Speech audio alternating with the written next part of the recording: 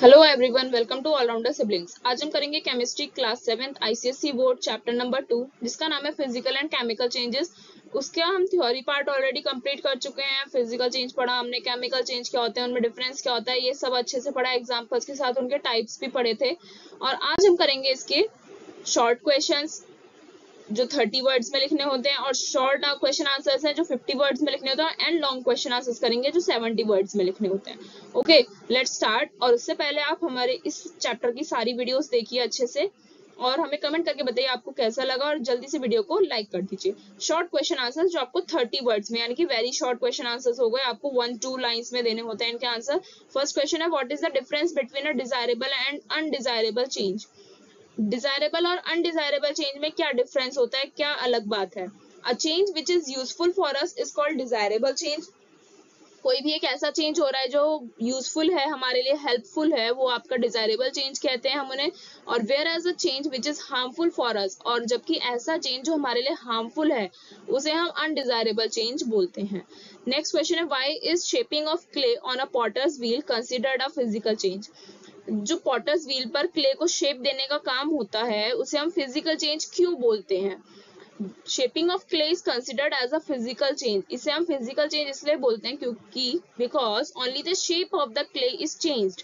क्योंकि शेप ही तो चेंज होती है क्ले की।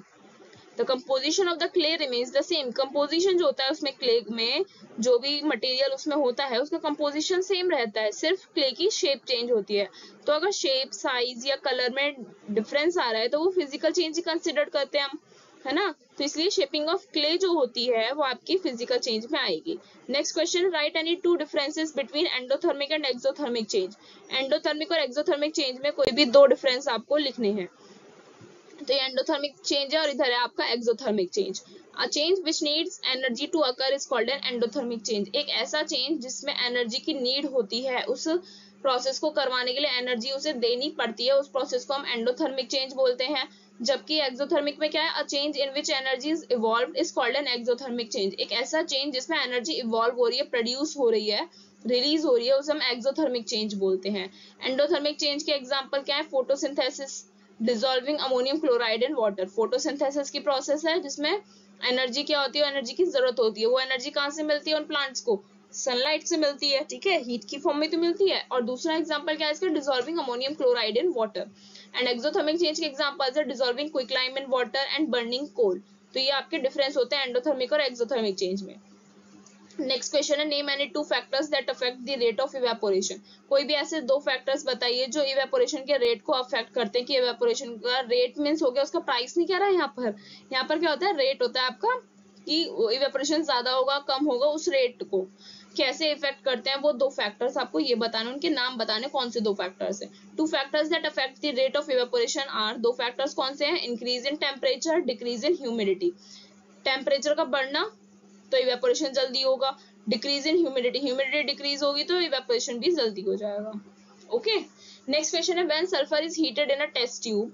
जब आप एक टेस्ट ट्यूब ली आपने और सल्फर उसमें हीट कर रहे हो, आप गर्म कर रहे हो, its colour and state of matter changes. उसके कलर भी चेंज हो जाता है सल्फर का, स्टेट ऑफ मैटर भी चेंज हो जाता है।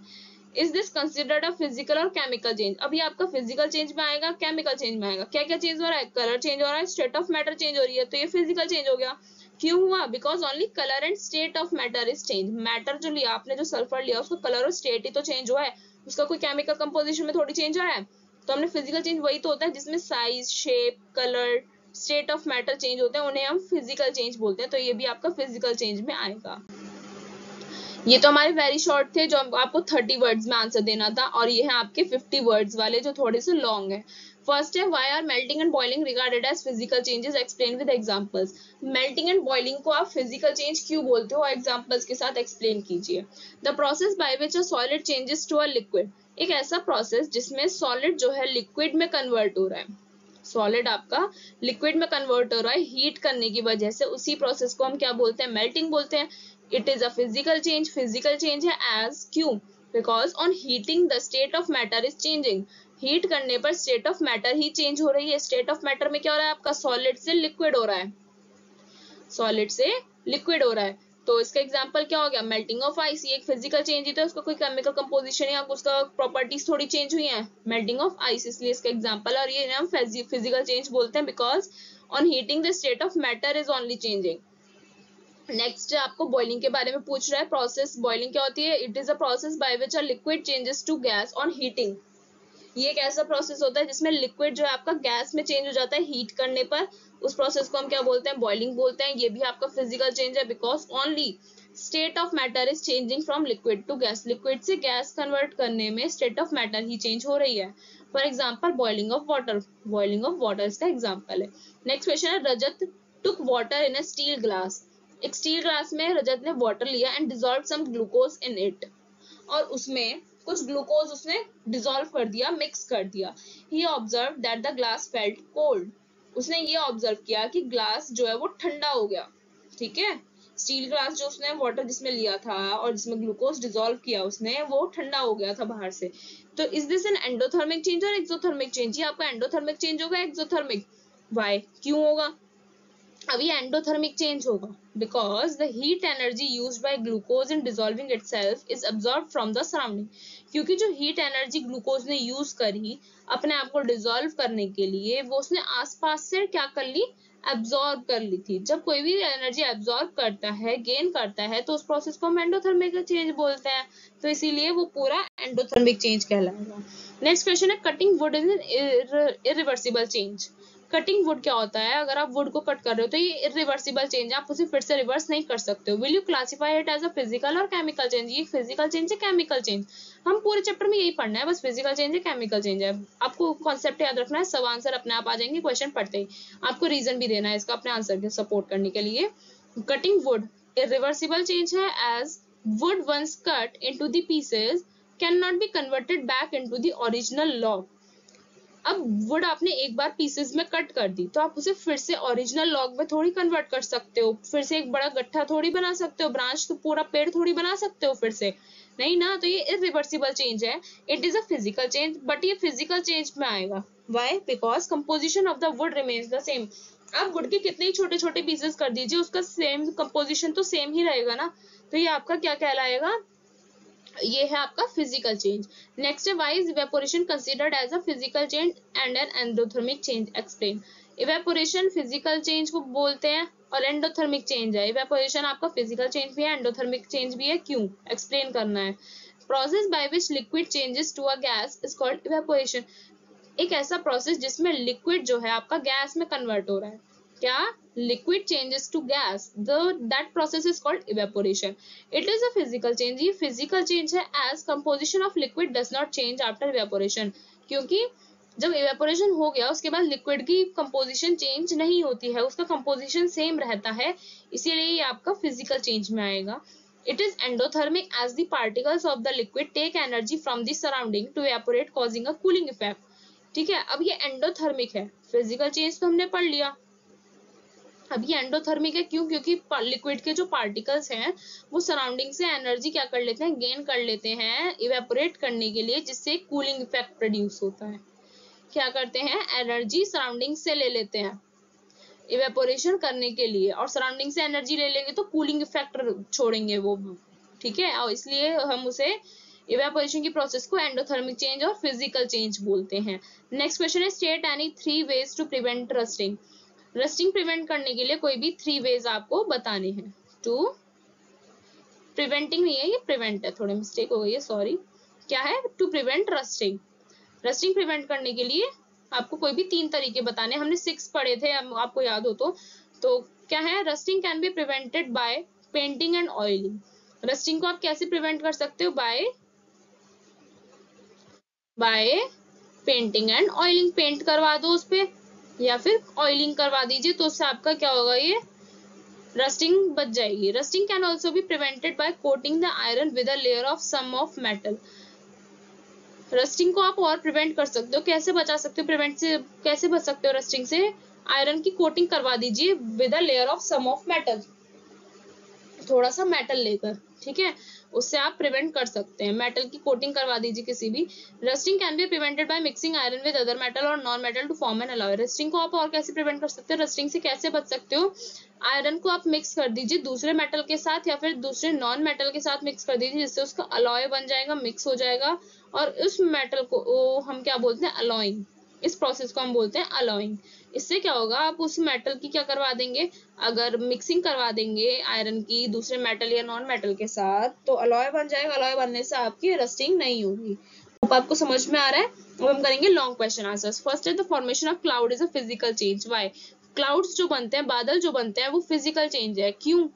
The formation of cloud is a physical change. ये फिजिकल चेंज है क्योंकि when water evaporates in the process of evaporation, जब इवेपोरेशन की प्रोसेस होती है और वाटर आपका इवेपोरेट होता है, वाटर कहाँ से लेते हैं, वाटर जाता है आपका बड़े बड़े पॉन्ड से, सीज, लेक्स जो होते हैं उनसे जाता है। तो जब वाटर इवेपोरेट हो रहा है इवेपोरेशन के प्रोसेस में, it goes into air, air में जाता है एंड फॉर्म क्लाउड्स, और क्लाउड्स बन जाते हैं कंडेंसेशन की प्रोसेस में।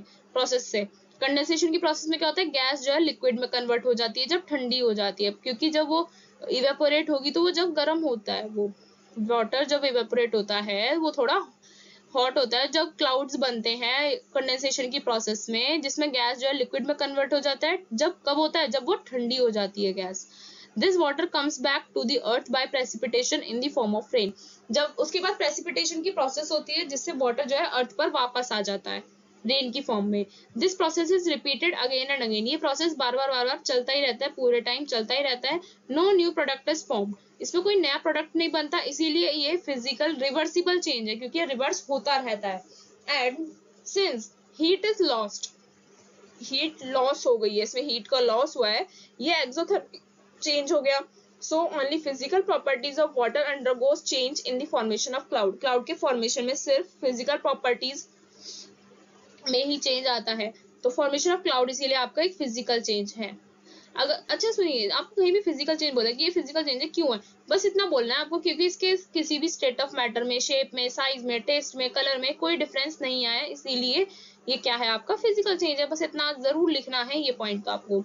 नेक्स्ट क्वेश्चन है, how will you prove that dissolving quicklime in water is an exothermic change. आप कैसे प्रूव करेंगे कि आप अगर वाटर में क्विकलाइम को डिसॉल्व कर देंगे तो वो एक्सोथर्मिक चेंज है। तो dissolving quicklime in water is an exothermic change because when quicklime is added in water, क्योंकि जब आप वाटर में क्विक लाइम को ऐड करते हो तो लाइम वाटर जो है मिल्की हो जाता है, मिल्की हो जाता है, यानी कि मिल्क कलर का हो जाता है, और उसमें हीट का इवोल्यूशन होता है, हीट प्रोड्यूस होती है। इन दिस, इस प्रोसेस में एक न्यू सब्सटेंस बनता है जिसकी न्यू केमिकल प्रॉपर्टीज होती हैं, तो यानी कि केमिकल चेंज हो गया।